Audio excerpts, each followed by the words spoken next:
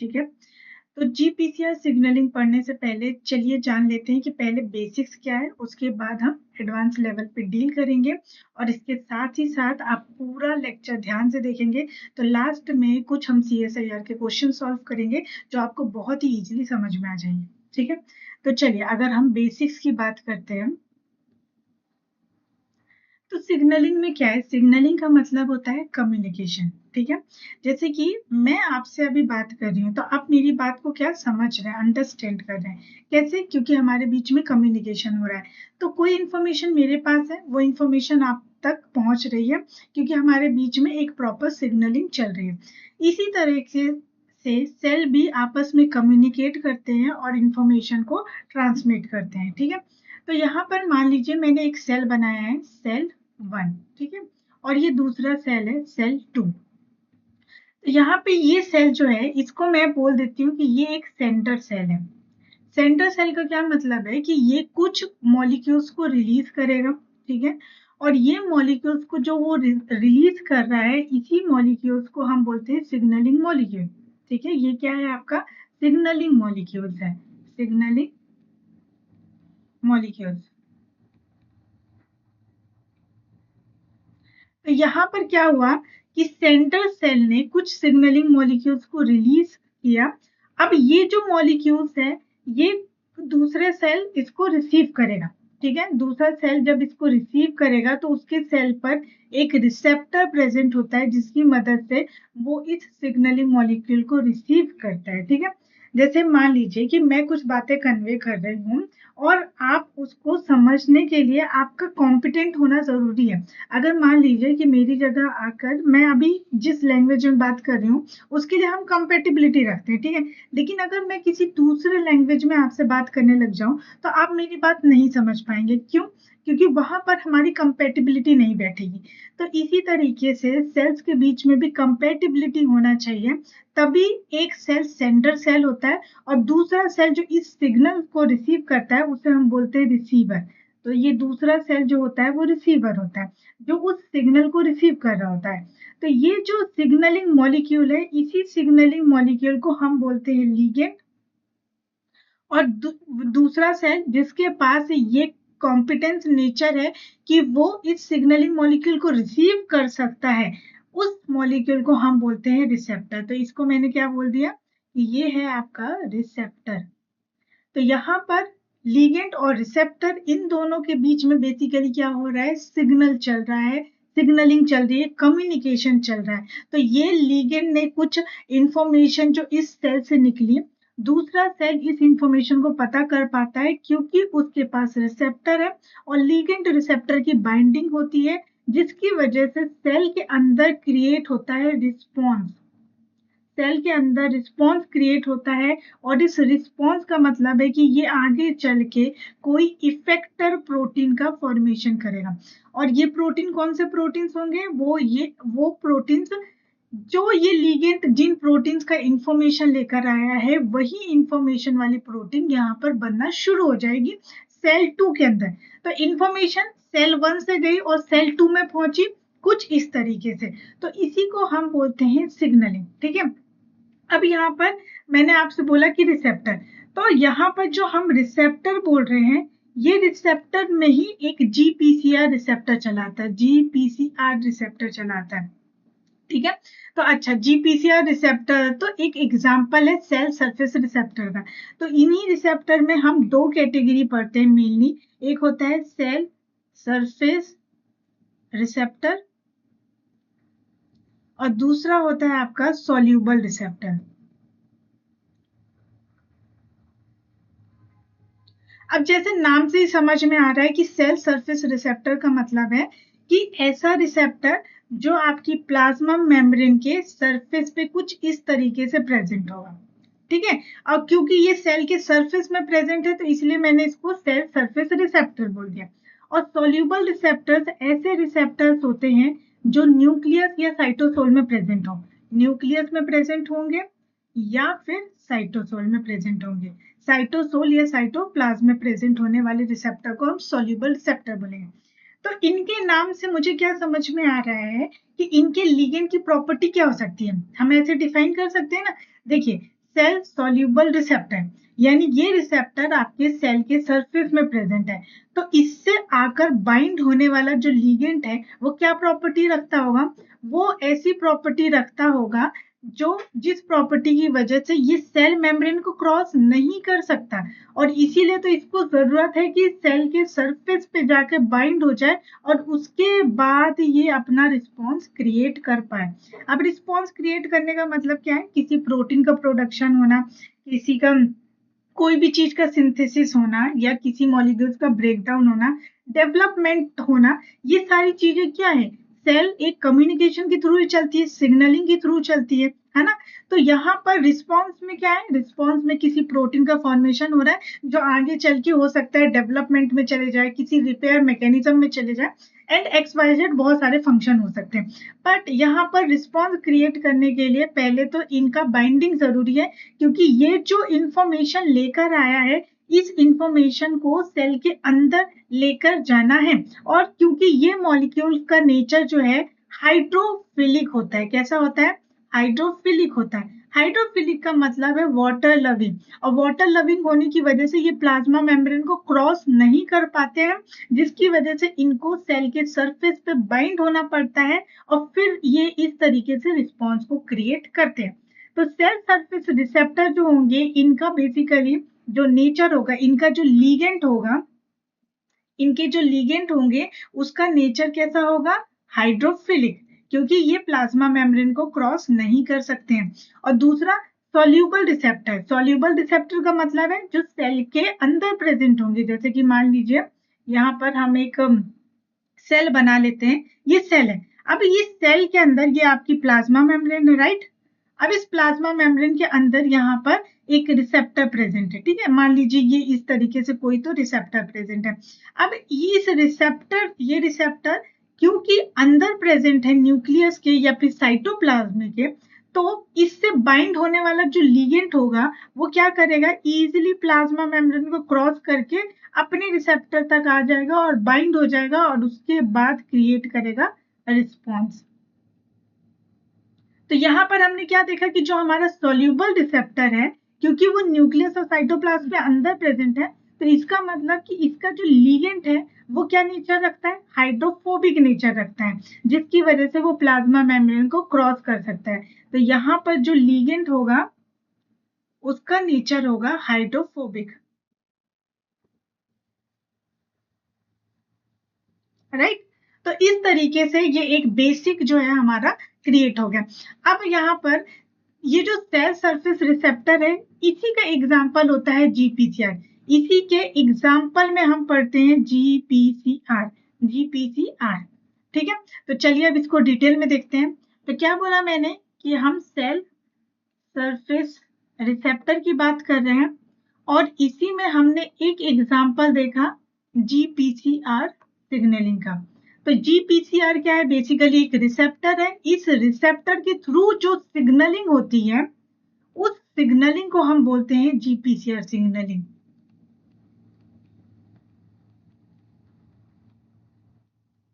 Right. तो अब देखिए GPCR का मतलब क्या है, इसका अगर मैं फुल फॉर्म की बात करूं तो इसका फुल फॉर्म होता है G प्रोटीन कपल्ड रिसेप्टर।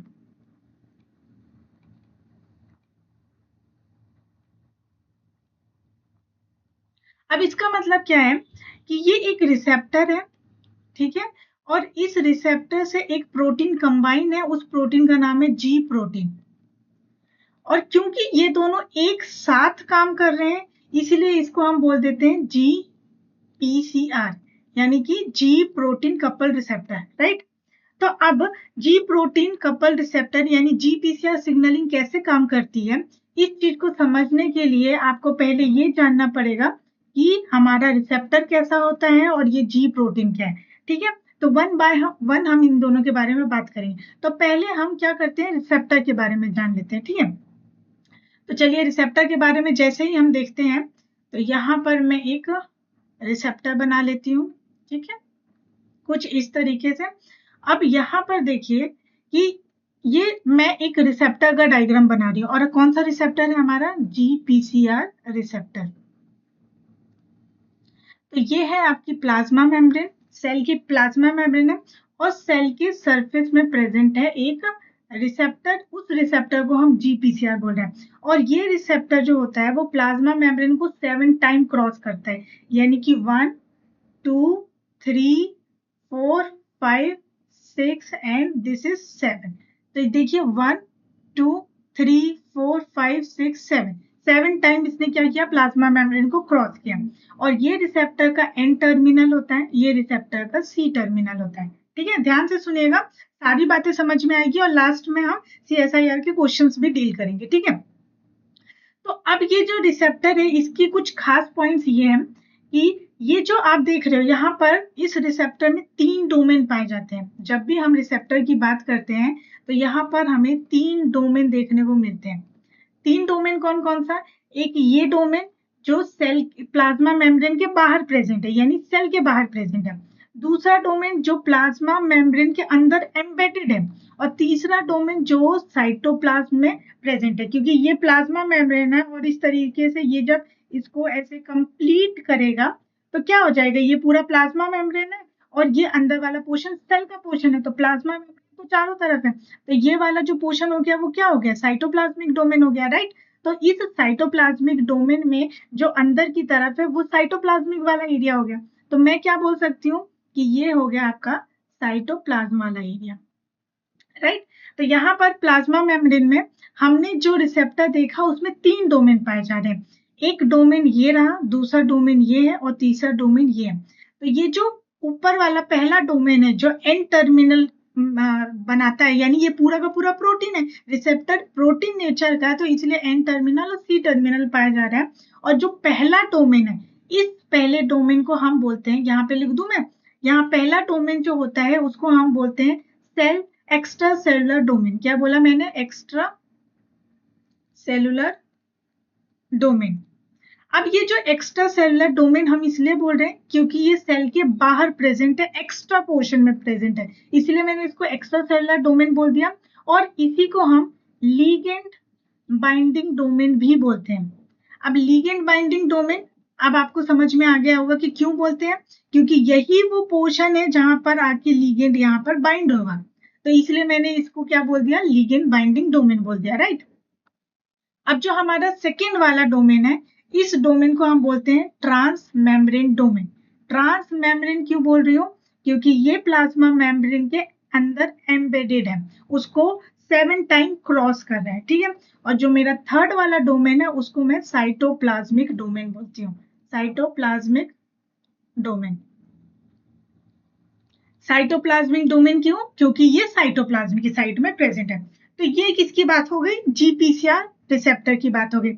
अब GPCR रिसेप्टर ने क्या किया है, 7 बार मेम्ब्रेन को क्रॉस किया है। कितने बार, 7 टाइम इसने मेम्ब्रेन को क्रॉस किया है। इसीलिए GPCR रिसेप्टर को हम सरपेंटाइन रिसेप्टर भी बोलते हैं, सरपेंटाइन रिसेप्टर बोलते हैं, क्योंकि 7 टाइम इसने क्या किया है, मेम्ब्रेन को क्रॉस किया है, ठीक है।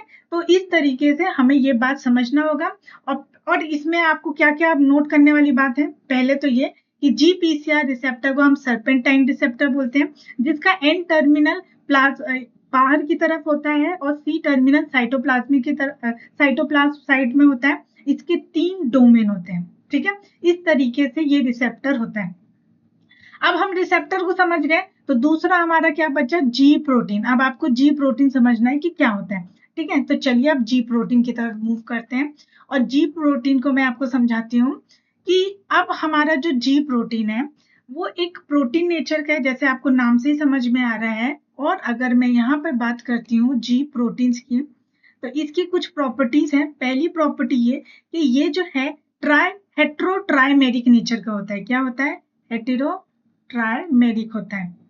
हेटेरो ट्राइमेरिक का मतलब क्या है कि जिसमें 3 सब यूनिट्स होते हैं। हेटेरो ट्राइमेरिक कौन कौन सा है, एक अल्फा, बीटा और गामा, 3 जो है आपस में कंबाइन होके रहते हैं, इसीलिए इसको हम हेटेरोमेरिक बोलते हैं। और दूसरा ये कि जी प्रोटीन जो है it can bind to GDP और GTP। जी प्रोटीन आपका जो है GDP से भी बाइंड कर सकता है और GTP से भी बाइंड करता है, मतलब ये एक गोनियन न्यूक्लियोटाइड प्रोटीन से बाइंड करने की प्रॉपर्टी रखता है, ठीक है, डिटेल में देखेंगे, डोंट वरी। तो यहाँ पर क्या हो रहा है कि जी प्रोटीन आपका कब एक्टिव है और कब इनएक्टिव है, उस पर बेस्ड होती है सिग्नलिंग। अगर आपका जी प्रोटीन जो है एक्टिव है, जी प्रोटीन अगर एक्टिव है, तब तो आपको रिस्पॉन्स देखने को मिलेगा सेल के अंदर। और जी प्रोटीन एक्टिव कब होगा? जब ये जीटीपी से बाइंड होगा, ठीक है। मैंने क्या बोला कि जब जी प्रोटीन जीटीपी से बाइंड होगा तब ये एक्टिव होगा और आपको रिस्पॉन्स देखने को मिलेगा। लेकिन अगर जी प्रोटीन जीडीपी से बाइंड है, जीडीपी से बाइंड है, तो उस केस में ये इनएक्टिव होगा। और अगर ये इनएक्टिव है तो आपको सेल के अंदर किसी भी तरह का रिस्पॉन्स देखने को नहीं मिलेगा, यानी कि नो रिस्पॉन्स, ठीक है।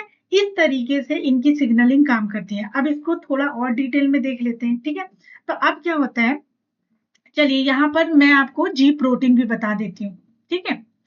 तो अब क्या हो रहा है, आपने ये रिसेप्टर देख लिया। अब रिसेप्टर के साथ जो जी प्रोटीन है, मैंने बताया कि वो हेट्रोमेरिक होता है, ट्राइमेरिक है, हेट्रो ट्राइमेरिक होता है, यानी कि उसके पास क्या क्या होता है, तीन सब यूनिट होते हैं। जैसे कि एक अल्फा होता है, ठीक है, दूसरा होता है आपका बीटा और तीसरा होता है गामा, ठीक है। इस तरीके से ये प्लाज्मा मेम्ब्रेन से अटैच रहते हैं, ठीक है। इस तरीके से ये क्या है, प्लाज्मा मेम्ब्रेन से अटैच है। अब इसी को थोड़ा सा हम और डिटेल में देखते हैं, तो मैं इसको क्या कर लेती हूँ, ठीक है। अब यहाँ पर देखिए, ठीक है, कुछ पोर्शन में हटा दे रही हूँ जस्ट कि आपको अच्छे से समझ में आ पाए, ठीक है। यहाँ पर तो यहाँ पर देखिए कि इस तरीके से ये तीनों प्रोटीन प्रेजेंट है और ये जो प्रोटीन है ये आपकी क्या है, जी प्रोटीन है, ठीक है। तो जब लीगेंट नहीं आता है, जब लीगेंट यहाँ पर नहीं है, कोई भी लीगेंट अगर प्रेजेंट नहीं है, तो उस केस में क्या हो रहा है कि ये इनएक्टिव है, रिसेप्टर आपका इनएक्टिव पड़ा है क्योंकि इसको लीगेंट नहीं मिला। अगर कोई सिग्नलिंग ही नहीं आ रही है, कोई मॉलिक्यूल कोई इंफॉर्मेशन नहीं आ रहा है, तो उस केस में क्या होगा, ये इनएक्टिव होगा। तो अब इनएक्टिव वाले केस में क्या होता है, मैं आपको वो बता रही हूँ। तो इनएक्टिव वाले केस में कोई लीगेंट नहीं है, नो लीगेंट। अगर कोई लीगेंट नहीं है तो रिसेप्टर इस तरीके से है, जी प्रोटीन प्लाज्मा मेम्ब्रेन में इस तरीके से अटैच है। अब आपको ध्यान देना है कि जो प्लाज्मा मेम्ब्रेन में जी प्रोटीन है, वो उसका अल्फा वाला डोमेन प्लाज्मा मेम्ब्रेन से अटैच्ड है, गामा वाला पोर्शन प्लाज्मा मेम्ब्रेन से अटैच्ड है, लेकिन बीटा वाला portion as such plasma membrane से अटैच नहीं होता है। तो जब लीगेंट नहीं है तो वो इस तरीके से खुद अरेंज रहते हैं और हेट्रो ट्राइमेरिक नेचर बना के रखते हैं, यानी ट्राइमर नेचर के होते हैं, तीनों एक साथ प्रेजेंट होते हैं। और जी प्रोटीन और ये रिसेप्टर आपस में इंटरेक्ट भी नहीं करते हैं, ठीक है। इंटरेक्शन इनका नहीं होता है जब लीगेंट एब्सेंट होता है उस केस में, ठीक है। तो अब क्या हो कि अगर मैं लीगेंट लेकर आ जाऊं, अगर आप देखिए कि अब लीगेंट आ चुका है, जैसे अगर इस केस में मैं ऐसे कर लेती हूँ कि अब लीगेंट प्रेजेंट है, तो यहाँ पर हम ऐसे सपोज करिए कि लीगेंट अब प्रेजेंट है, और अगर लीगेंट प्रेजेंट है तो उस केस में अब रिसेप्टर हो जाएगा एक्टिव। चलिए कैसे हो जाएगा, अगर जैसे ही यहाँ पर लीगेंट आया और लीगेंट ने क्या किया, इस रिसेप्टर से बाइंड किया, रिसेप्टर के बाइंड करते ही क्या होगा कि इनके बीच में इंटरेक्शन होने लग जाएगा, इन दोनों के बीच में इंटरेक्शन होगा, और इंटरेक्शन की वजह से क्या होगा, अब ये जी प्रोटीन इसके साथ बाइंड हो जाएगा। तो ये रहा अल्फा, ये beta and this is gamma, कुछ इस तरीके से। जैसे ही लिगेंड आया, इनके बीच में क्या हुआ, इंटरेक्शन हो गया, और इंटरेक्शन होने के बाद ये देखिए, पहले जी प्रोटीन में जो अल्फा वाला पोर्शन था वो जीडीपी से अटैच होता है। यहाँ पे बता देती हूँ मैं कि जब लिगेंड नहीं होता है तो इनएक्टिव वाले केस में जो अल्फा वाला प्रोटीन होता है वो आपका जीडीपी से अटैच रहता है, और इसीलिए ये पूरा का पूरा इनएक्टिव रहता है सिस्टम, ठीक है।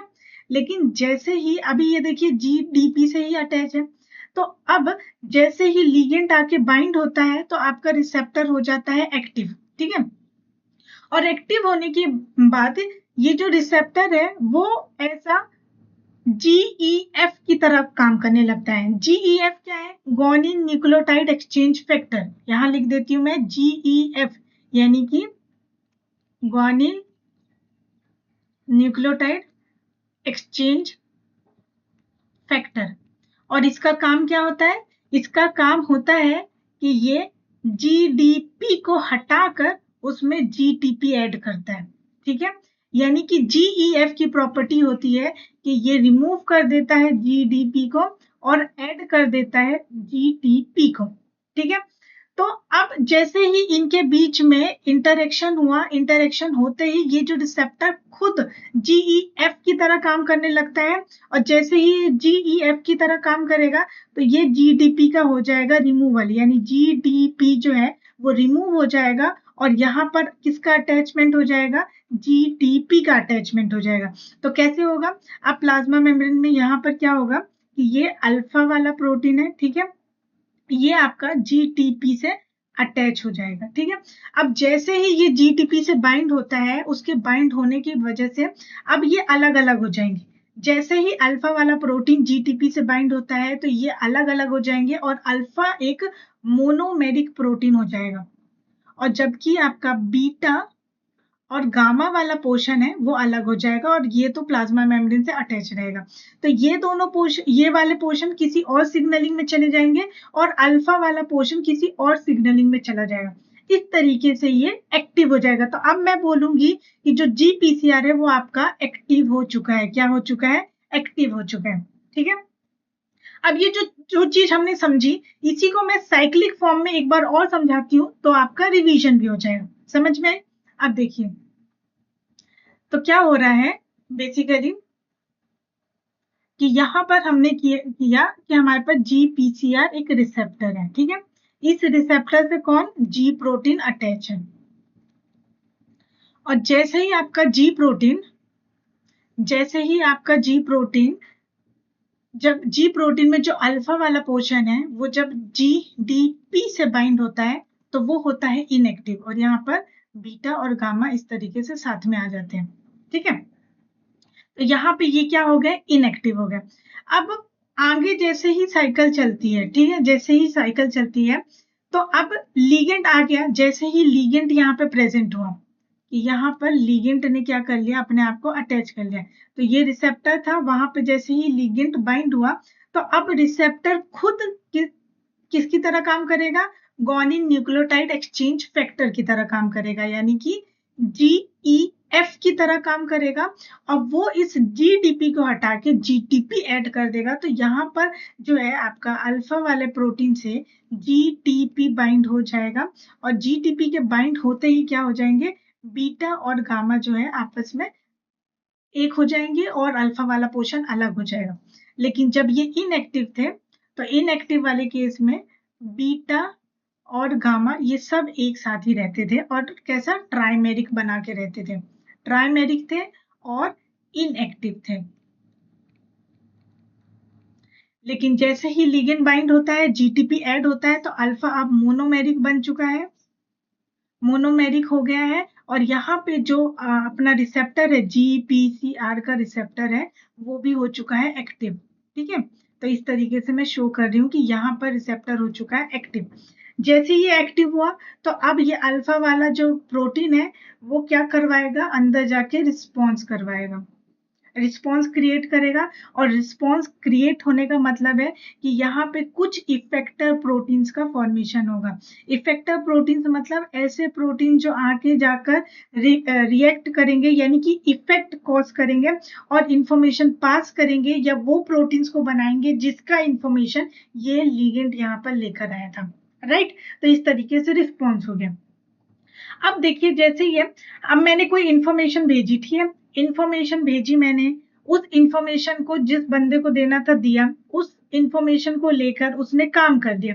अब काम होने के बाद आपको इस सिस्टम को ऑफ भी तो करना है, क्योंकि अगर ऑफ नहीं करोगे तो ये सिग्नलिंग तो चलती ही जाएगी, कभी भी बंद ही नहीं होगी। और ये जो प्रोटीन है, यहाँ पे जो कोई प्रोटीन का फॉर्मेशन हो रहा है, मान लीजिए कोई XYZ किसी एक प्रोटीन है और उस प्रोटीन का यहाँ पे फॉर्मेशन हो रहा है, और अगर आपने ये सिग्नलिंग नहीं रोकी तो ये प्रोटीन का फॉर्मेशन तो बढ़ता ही जाएगा ना। तो आपको क्या कर रहा है? यहाँ पर काम होने के बाद इस सिस्टम को ऑफ भी करना है। जैसे कि आप खाना बनाने के लिए गैस चालू करते हो, फिर उसके बाद उसमें अपना खाना बना लेते हो, सब्जी बना लेते हो, राइस बना लेते हो, सब बना लेते हो। पर जब खाना बन जाता है तो आप गैस बंद भी तो करते हो। तो सेम तरीके से जब हमारा काम हो चुका तो हमें इस सिस्टम को ऑफ भी करना पड़ेगा। और इसको ऑफ करने के लिए अब क्या होता है कि मुझे इसमें जीटीपी जो ये जो अल्फा वाला जीटीपी है इसको हटाना पड़ेगा। क्योंकि अल्फा का एक खास बात है, देखिए ये जो अल्फा प्रोटीन होता है इसका नेचर क्या क्या होता है। इसका नेचर ये होता है कि ये जीडीपी से बाइंड हो सकता है, ये जीटीपी से बाइंड हो सकता है, और जब ये जीडीपी के साथ बाइंड होगा तो ये ऑफ हो जाएगा, यानी कि यहाँ पे रिसेप्टर इनएक्टिव है, कोई भी रिस्पॉन्स नहीं होगा। लेकिन जैसे ये जीटीपी से बाइंड होगा तो ये सिग्नलिंग चलने लग जाएगी, क्योंकि रिसेप्टर यहाँ पे एक्टिव हो जाएगा। इसके साथ साथ ही जो अल्फा वाला प्रोटीन होता है इसके पास एक और प्रॉपर्टी होती है, जीटीपी एस वाली प्रॉपर्टी होती है। और जीटीपी एस प्रॉपर्टी का मतलब है कि यहाँ पर अब आपका क्या होगा, यहाँ पर जीटीपी को हटा के जीडीपी में ऐड कर दिया जाएगा, यानी इस चीज को ऐड कर दिया जाएगा और जीटीपी को रिमूव कर दिया जाएगा।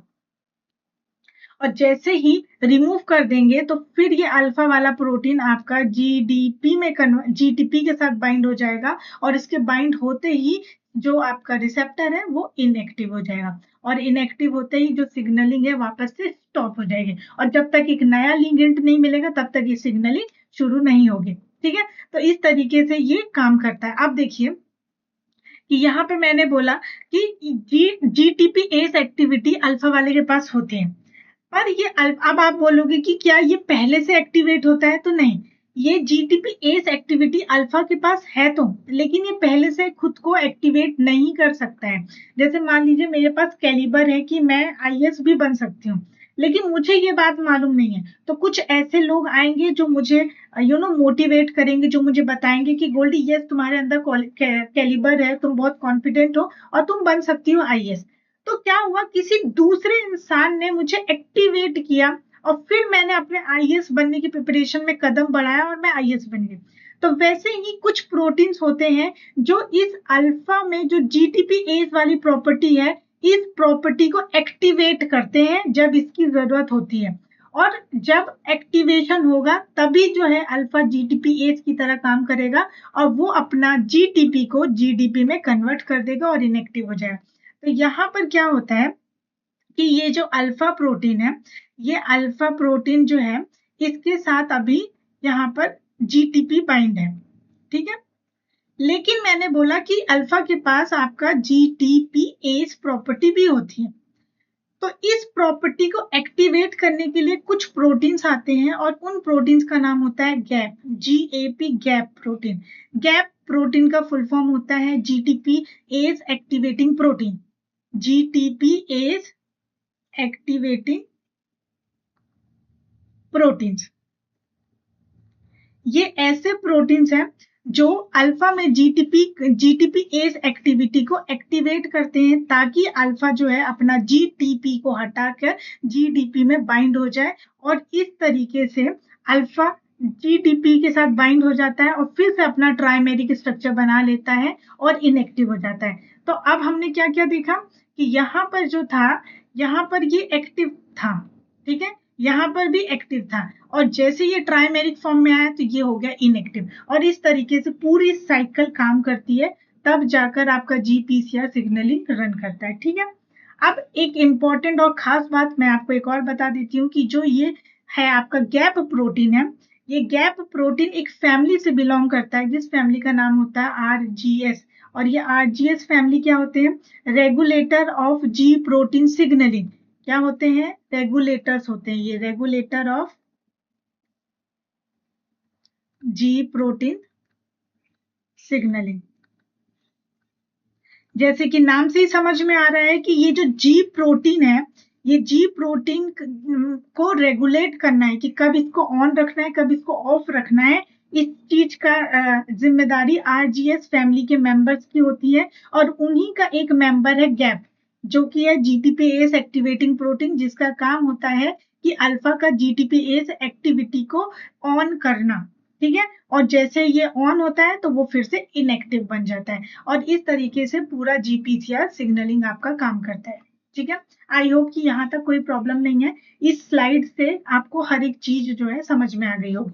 ठीक है, चलिए अब यहाँ पे नेक्स्ट मूव करते हैं, तो देख लेते हैं कि कौन कौन से ऐसे रिसेप्टर्स हैं जो जीपीसीआर सिग्नलिंग में रोल प्ले करते हैं, यानी जीपीसीआर जी प्रोटीन कपल्ड रिसेप्टर्स होते हैं। ठीक है, बहुत सारे रिसेप्टर्स हैं, इसमें बहुत सारी सिग्नलिंग्स भी चलती हैं।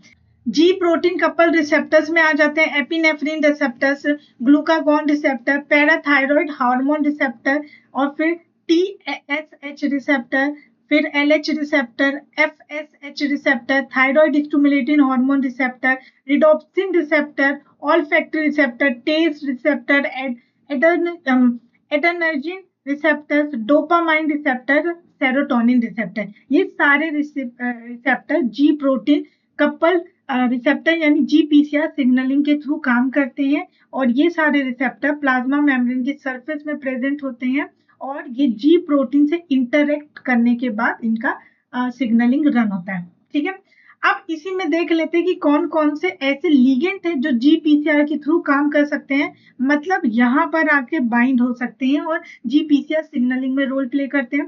तो वो हो सकते हैं कुछ proteins, taste, sight, smell, light, hormones, neuropeptide, disease factor, adrenaline, immune cells and neurotransmitter. ये कुछ लीगेंट है जो जीपीसीआर रिसेप्टर का यूज करके सिग्नलिंग करवाते हैं।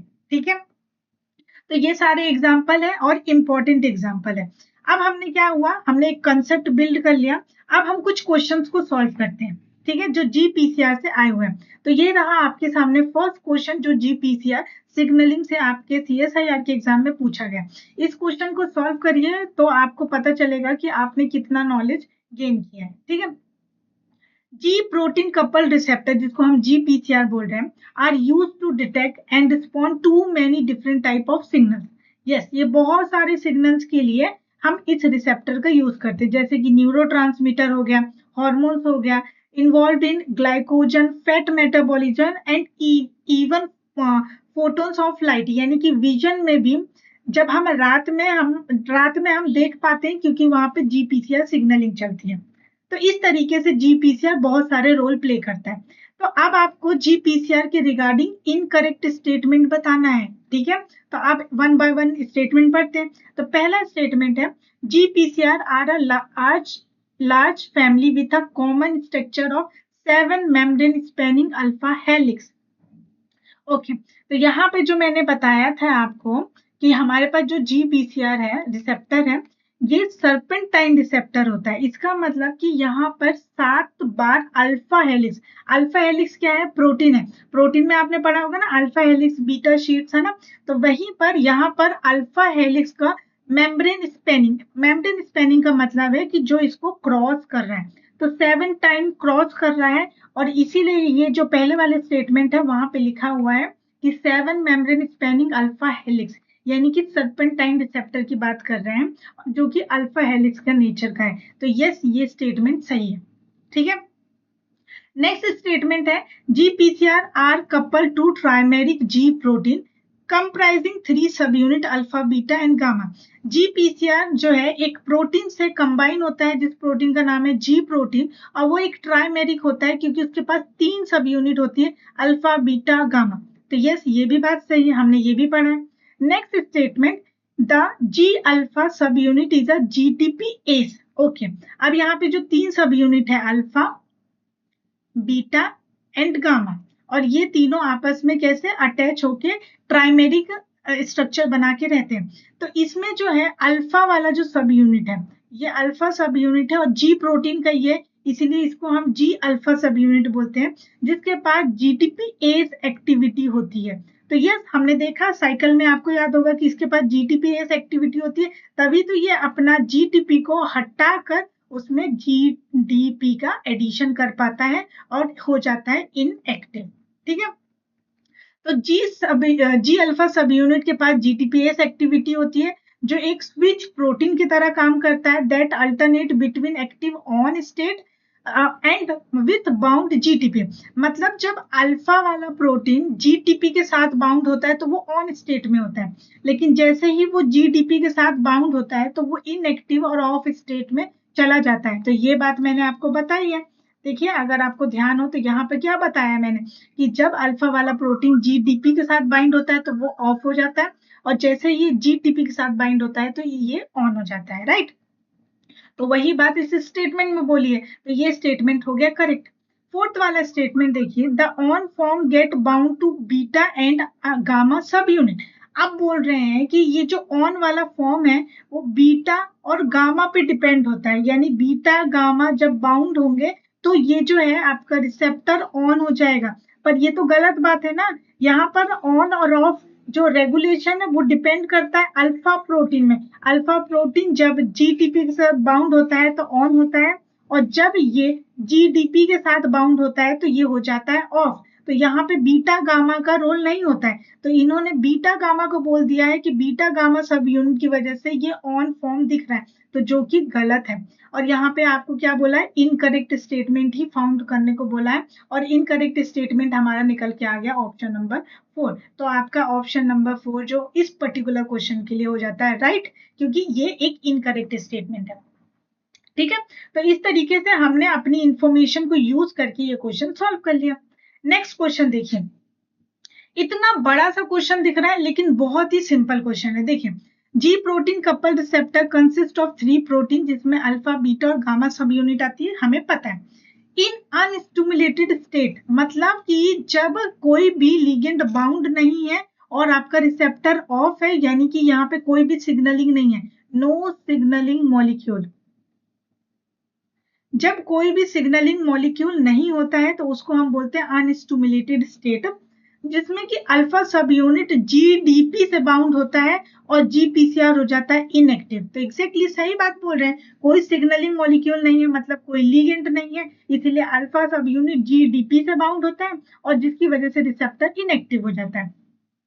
अगर हमें रिसेप्टर को एक्टिवेट करना है, मतलब रिसेप्टर जो है एक्टिवेट होगा जब जब वो it act like guanine nucleotide exchange factor. Receptor तभी एक्टिवेट होगा जब वो जीईएफ की तरह काम करे। इसका मतलब कि वो अल्फा से जीडीपी को हटाकर जब इसमें जीटीपी का एडिशन हो जाएगा तभी जाकर जो जीपीसीआर वाला रिसेप्टर है वो एक्टिवेट हो पाएगा। तो जीपीसीआर खुद क्या गुआनिन न्यूक्लियोटाइड एक्सचेंज फैक्टर की तरह काम कर रहा है, जिसकी वजह से अल्फा सब यूनिट इंड्यूस होता है और उसका बाउंड जीडीपी जो है वो हट जाता है और जीटीपी आके बाइंड हो जाता है उसकी जगह पर। तो ये पूरा स्टोरी उन्होंने बता दी है जो हमको ऑलरेडी नोन है। अब एक्चुअल क्वेश्चन हमारा यहाँ से स्टार्ट हो रहा है जो बोल रहा है कि in order to regulate G protein activity by regulating GTP और GDP concentration alpha subunit act as. अगर आपको जी प्रोटीन की एक्टिविटी को रेगुलेट करना है, यानी कि ये जो जी अल्फा है, जी प्रोटीन है, जी प्रोटीन में आपका क्या होता है अल्फा बीटा और गामा आता है। तो इस जी प्रोटीन को अगर आपको रेगुलेट करना है कि कब इसमें जीटीपी बाउंड होगा और कब जीडीपी बाउंड होगा, यानी कि कब इस अल्फा से जीटीपी बाइंड होगा और कब इस अल्फा से जीडीपी बाउंड होगा, उसके लिए जरूरी है कि जो अल्फा सब यूनिट है उसको किस तरीके से काम करना चाहिए इनमें से। तो अल्फा सब यूनिट जो है वो जीटीपी एज की तरह काम करता है, और तभी क्योंकि इस केस में अल्फा सब यूनिट अपना जीटीपी को हटाकर जीडीपी में बाउंड हो जाता है और हो जाता है इनएक्टिव। तो जो हमारा अल्फा सब यूनिट है उसके पास जीटीपीएस एक्टिविटी होती है। तो first is the correct answer. उसके पास जीडीपी काइनेस नहीं होता है, ये वाली प्रॉपर्टी भी नहीं होती, ये भी नहीं होता, उसके पास जीटीपीएस एक्टिविटी होती है। तो ये बात तो मैंने आपको बताई है। नेक्स्ट क्वेश्चन में देखें तो यहाँ पे बोल रहा है कि कौन सा स्टेटमेंट है जो जी प्रोटीन कपल रिसेप्टर के लिए ट्रू है। तो पहला स्टेटमेंट है the N terminal is a extracellular and C terminal change is intracellular. मतलब कि ये आपका प्लाज्मा मेम्ब्रेन है और इस प्लाज्मा मेम्ब्रेन में जो हमने जीपीसीआर वाला रिसेप्टर बनाया जो 7 टाइम जो है क्रॉस कर रहा है मेम्ब्रेन को 1 2 3 4, 5, 6 एंड 7। तो ये इसका सी टर्मिनल है, ये इसका एन टर्मिनल। तो बोला जा रहा है कि जो एन टर्मिनल है वो एक्स्ट्रा सेलुलर है, ठीक है, ये सेल के बाहर है, तो इसलिए ये एक्स्ट्रा सेलुलर हो गया। और जो सी टर्मिनल है वो इंट्रा सेलुलर है, क्योंकि वो सेल के अंदर है, साइटोसोल यानी या साइटोप्लाज्म के अंदर है, इसलिए ये हो गया इंट्रा सेलुलर। तो ये स्टेटमेंट तो करेक्ट है। नेक्स्ट बोल रहा है कि it is a 5 transmembrane protein. No, जो जीपीसीआर है वो आपका 7 ट्रांसमेम्ब्रेन प्रोटीन है। Next statement, there are more activeness of extracellular region. यहाँ पर कि जो आपका एक्स्ट्रा सेलुलर वाला रीजन है वो ज्यादा एक्टिव होता है। तो ऐसी तो कोई बात हमने बोली नहीं कि एक्स्ट्रा सेलुलर वाला पोर्शन ज्यादा एक्टिव होता है, अंदर वाला पोर्शन कम एक्टिव होता है, ऐसा कुछ भी चीज हमने नहीं पढ़ा। तो ये भी स्टेटमेंट करेक्ट नहीं है। The binding region of G protein involve 2 extracellular domain।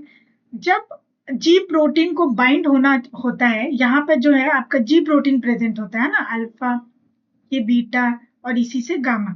तो जो अल्फा बीटा गामा है, इसमें बोल रहे हैं कि ये तीनों क्या है, G प्रोटीन है। तो जब G प्रोटीन को बाइंड होना होता है तो इनको एक्स्ट्रा सेलुलर यानी कि ये बाहर वाले एक्स्ट्रा सेलुलर डोमेन की जरूरत पड़ती है, विच इज रॉन्ग, क्योंकि ये बाहर नहीं अंदर जाके जीपीसीआर से यहाँ पर इंटरेक्ट करता है। और जब एक्टिव हो जाता है ये आपका पूरा रिसेप्टर, तो तब जाकर जी प्रोटीन यहाँ पर आके इस तरीके से इंटरेक्ट करता है, इस तरीके से इंटरेक्ट करता है, राइट, ना कि वो बाहर जाके इंटरेक्शन शो करता है। तो इसलिए जो फोर्थ वाला स्टेटमेंट है वो भी गलत हो गया। और इस तरीके से आपने इस क्वेश्चन को भी सॉल्व कर लिया, जो कि बहुत ही ज्यादा इजी था। जो इन्फॉर्मेशन हमको मिली थी उसी इन्फॉर्मेशन से ये क्वेश्चन सॉल्व हो गया।